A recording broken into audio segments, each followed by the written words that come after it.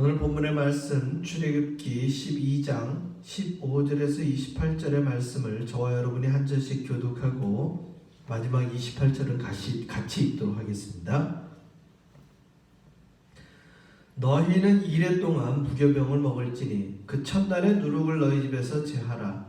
무릇 첫날부터 일곱째 날까지 유교병을 먹는 이스라엘에서 끊어지리라.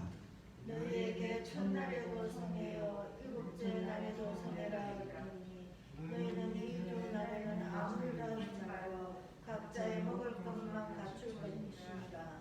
너희는 무교절을 지키라. 이날에 내가 너희 군대를 애굽 땅에서 인도하여 내었음이니라. 그러므로 너희가 영원한 규례로 삼아 대대로 이날을 지킬지니라. 첫째 달 그달 열나흘 날 저녁부터 21일 저녁까지 너희는 무교병을 먹을 것이요 이래 동안은 누룩이 너희 집에서 발견되지 아니하도록 하라. 무릇 유교물을 먹는 자는 타국인이든지 본국에서 난 자든지를 막론하고 이스라엘 회중에서 끊어지리니 너희는 아무 유교물이든지 먹지 말고 너희 모든 유하는 곳에서 무교병을 먹을지니라. 모세가 이스라엘 모든 장로를 불러서 그들에게 이르되 너희는 나가서 너희의 가족대로 어린 양을 택하여 유월절 양으로 잡고 무수초 묶음을 가져다가 그릇에 나무 피에 적셔서 그 피를 문인방과 좌우 술주에 뿌리고 아침까지 한 사람도 자기 집 문밖에 나가지 말라. 여호와께서 애굽 사람들에게 재앙을 내리려고 지나가실 때에 문 임방과 좌우 문설주의 피를 보시면 여호와께서 그 문을 넘으시고 멸하는 자에게 너희 집에 들어가서 너희를 치지 못하게 하실 것임이니라. 너희는 이 일을 규례로 삼아 너희와 너희 자손이 영원히 지킬 것이니 너희는 여호와께서 허락하신 대로 너희에게 주시는 땅에 이를 때 이 예식을 지킬 것이라. 이후에 너희의 자녀가 묻기를 이 예식이 무슨 뜻이냐 하거든 너희는 이르기를 이는 여호와의 유월절 제사라. 여호와께서 애굽 사람에게 재앙을 내리실 때에 애굽에 있는 이스라엘 자손의 집을 넘어사 우리의 집을 구원하셨느니라 하라 하매 백성이 머리 숙여 경배하니라. 이스라엘 자손이 물러가서 그대로 행하되 여호와께서 모세와 아론에게 명령하신 대로 행하니라. 아멘. 오늘 본문의 내용으로 문설주의 피를 보시면이라는 제목으로 말씀을 전합니다. 무교병 참 이게 한자어로 누룩을 넣지 않은 없을 무자에 그 발효할 교자 그리고 떡병자 그래서 무교병이죠.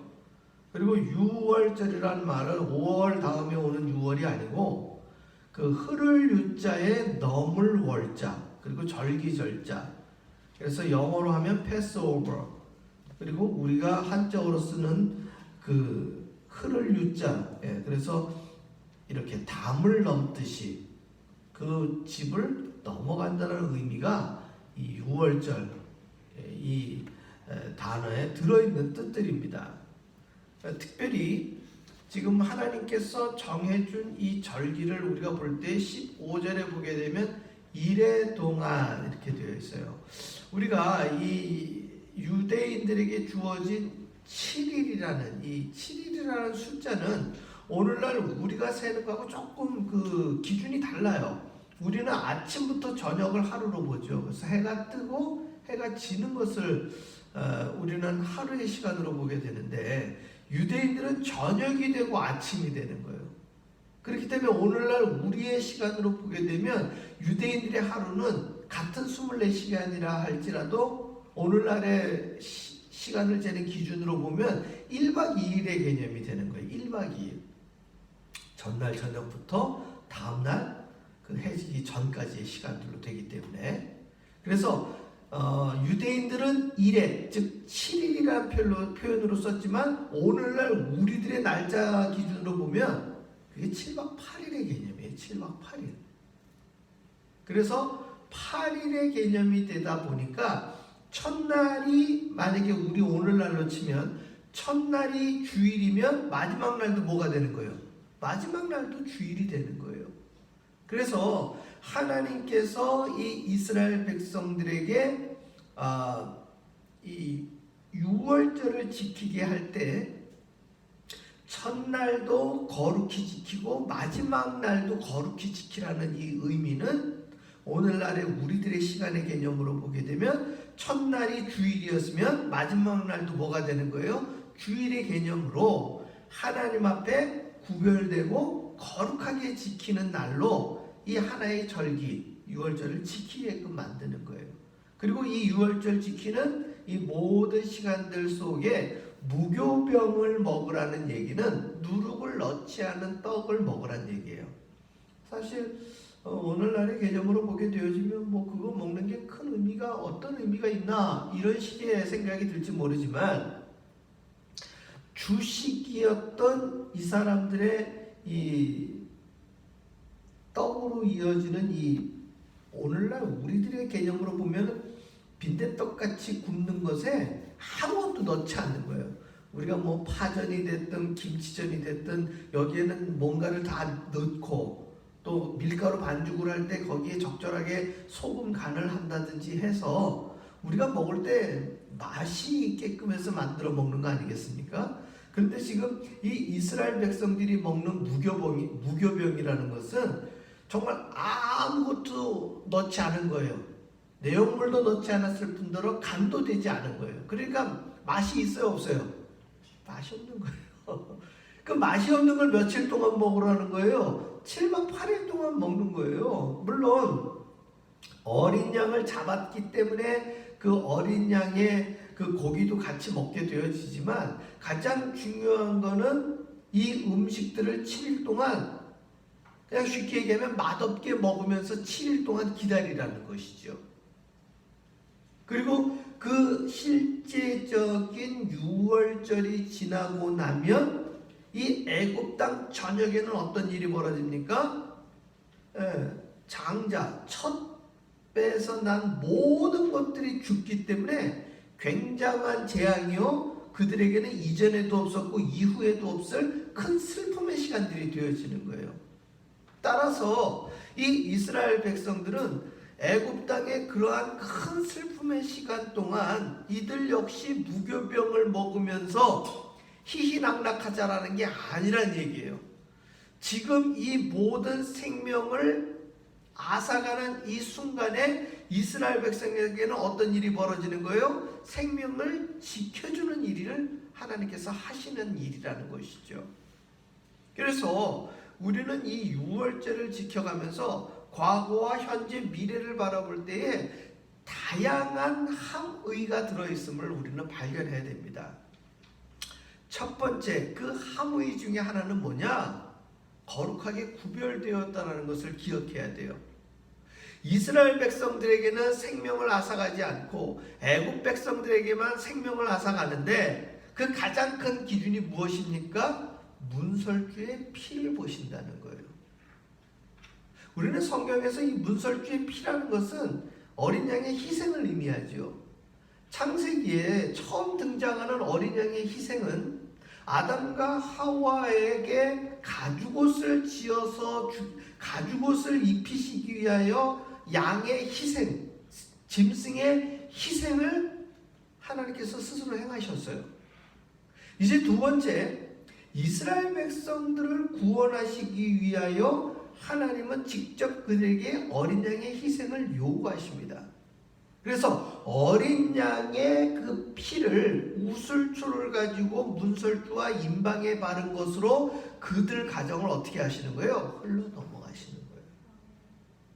하나님은 이렇게 희생 제사를 통하여 희생 제물을 통하여 이스라엘 백성과 애굽 백성을 뭐 하신 거예요? 구별하신 거예요. 이제 현재의 우리를 돌아봅시다. 우리의 삶 속에 지금 코로나 바이러스로 인하여 많은 사람들이 어려운 시간들을 2020년 보내고 있고요. 한국과 미국에서도 확진자가 계속 늘어나는 추세 때문에 10명 이상 모이는 것이라든지 단체로 모이는 부분들을 지금 계속 직간접적으로 제재를 합니다. 그렇다 보니까 대중인원이 주일날 모이는 교회가 여러 가지 면에서 타격을 다 받게 되는 거예요. 그랬을 때에 우리가 이 본문을 가지고 오늘 주시는 말씀을 가지고 우리의 삶 속에 예배를 드리면서 거룩하게 구별된 백성으로 살아가는 방법은 무엇입니까? 우리가 문설주와 임방에 피치를 하는 것이 아니라 우리를 구원하시고자 십자가에 죽으신 그리스도를 기억하자는 것이죠. 여러분들이 아시는 바와 같이 유대인들은 메시아로 누굴 기다렸습니까? 그들의 그리스도를 기다렸어요. 그런데 그 메시아가 나사렛의 목수의 아들로 이 땅에 오셨단 말이에요. 나사렛 예수. 자기들이 기억하고 자기들이 소망했던 그리스도 왕의 모습이 아니었다라는 이유 하나만으로 그들은 하나님께서 보내신 그리스도를 어떻게 하셨습니까? 십자가에 매달아서 가진 고통과 매질과 모욕과 멸시를 통하여 급기야 죽음에 이르기까지 행한 것이 그들의 모습이었어요. 그러나 그 시간들 속에서도 그 메시아를 믿고 따르고 순종했던 사람들이 있었어요. 그리고 그 사람들은 예수님이 죽으시고 부활하신 이후에 그 예수님을 만나고 그 예수님께서 3년의 공생의 기간 전해주신 내용을 그들에게 주어진 그 이후의 시간들 속에서 복음을 전파하고 그들의 삶을 통해서 그리스도의 모형을 보여주었다는 것이죠. 비록 수많은 사람들이 순교의 피를 흘리고 초대교회 공동체가 유대인들과 로마 정부를 통해서 회파되고 훼손되고 흩어짐을 당하는 많은 시간들을 경험했지만 궁극적으로 그들이 전한 그 복음을 통해 2000여 년의 교회 역사의 시간을 통해 오늘날 우리도 누구를 믿게 되었던 거예요? 예수님을 믿게 되었던 거예요. 이러한 시간들을 생각해 볼 때 주님 다시 오시는 날이 당장 오늘이 될지 내일이 될지 1000년 후가 될지 2000년 후가 될지 우리는 알 수 없습니다. 그러나 동일한 시간을 살아가고 있는 모든 믿는 이들의 이 삶의 시간은 주님께서 볼 때에는 알파와 오메가로 일컬어지는 주님의 시간 속에서는 그저 하나의 순간일 뿐이에요. 우리가 볼 때 2000년 몇천 년 시간이 흘렀던 것 뿐이지 하나님은 지금 애굽에서 탈출하고 있는 이스라엘 백성들의 삶이나 초대교회 공동체의 그리스도의 가르침을 믿고 순교당했던 그 사람들의 시간이나 오늘 이 2020년을 살아가고 있는 코로나로 인하여 어려움을 겪고 있는 우리들의 시간이나 하나님이 볼 때는 다 같은 시간들 속에 살아가고 있는 거예요. 그랬을 때 출애굽을 위하여 장자의 죽음을 면하기 위하여 하나님의 말씀에 순종하여 그 피를 발랐던 이스라엘 백성들처럼 그리고 예수님을 만나서 그분의 가르침을 순종했던 많은 순교자들이 자신들의 생명을 내어놓고 그리스도의 보혈의 피를 믿고 구원을 받았던 것처럼 오늘날 우리들에게는 코로나라는 어려움이 직접적으로 다가오고 있지만 그로 인해서 우리가 예배당에 모일 수 없는 이런 어려움을 겪고 있는 시간들이지만 우리는 그럼에도 불구하고 온라인과 오프라인을 통해서 우리는 예배를 포기하지도 않고 예배를 멀리하지도 않고 이 예배 가운데에 하나님의 말씀을 신뢰하고 순종함으로 말미암아 언제 끝날지 모르는 이 팬데믹 상황을 우리는 믿음의 눈으로 바라보면서 저와 여러분의 주어진 신앙의 길을 묵묵히 어떻게 하는 거예요? 가는 거예요. 이전과 다름없이 어떻게 하는 거예요? 예배의 자리를 지키며 나아간다는 것이죠. 사랑하는 성도 여러분, 이것이 예배의 자리를 지키는 이들에게는 큰 변화가 없습니다. 그러나 분명한 것은 뭐냐? 이 온라인과 오프라인 예배를 불구하고 예배를 참여하지 않는 이들에게는 눈에 보이지 않게 점점 누구와 멀어지는 거예요? 하나님과 멀어지는 거예요. 하나님과 멀어지는 거예요. 이것이 궁극적으로 어떤 현상으로 나타나느냐? 이제 우리가 알 수 없는 미래의 시간에 누구는 오셔요? 하나님은 오셔요. 재림의 주로 오셔요. 양과 염소로 분류하고 알곡과 가라지로 분류하는 그 시간들 속에 과연 예배의 자리를 지키면서 2달란트, 5달란트 가진 이로 남을 것이냐, 그저 1달란트 가진 것 묻어놓고 사는 것이냐, 그것을 판단하시는 이가 오셔서 판단하실 때에 무엇을 보시겠냐라는 거예요. 오늘 죽음의 천사는 문설주에 발려져 있는 무엇을 봅니까? 피를 본다는 거예요. 문설주의 피를 보는 거예요. 많은 순교자들이 짐승에게 혹은 날카로운 칼에 의해서 죽임을 당할 때 단 한마디만 하면 살려주겠다고 그랬어요.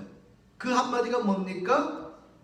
예수가 그리스도가 아니라 로마 황제가 너의 생명의 주관자이다. 그래서 그리스도만 거부해라. 그러면 뭐 하겠다? 살려주겠다는 거예요. 그러나 그 단 한마디를 놓치지 않고 믿음을 지킨 이들이 순교자의 피로 오늘날의 교회를 세운 거예요. 그렇다면 오늘날 우리에게 요구하는 것은 무엇이겠습니까? 하나님께서 저와 여러분의 집에 대문에 피를 바르라고 하겠습니까? 아니면 우리가 예배드리는 이 자리에 올 때 칼과 짐승으로 우리의 생명을 요구하십니까? 아무리 놓고 봐도 우리에게 주어진 삶의 시간에 절체절명의 요구를 하는 것은 단 한 가지도 없어요. 뭐밖에 없습니까? 온라인이 됐든 오프라인이 됐든 예배드리는 이 모든 시간들을 뭐 하는 거예요?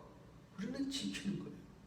세상과 구별된 것은 우리가 코로나에 걸리고 걸리지 않고를 가지고 구별하는 것이 아니라 마스크를 쓰든지 화면을 보든지 우리에게 주어진 시간들 속에 이전과 변함없이 우리는 뭐 하는 거예요? 예배드리는 거예요.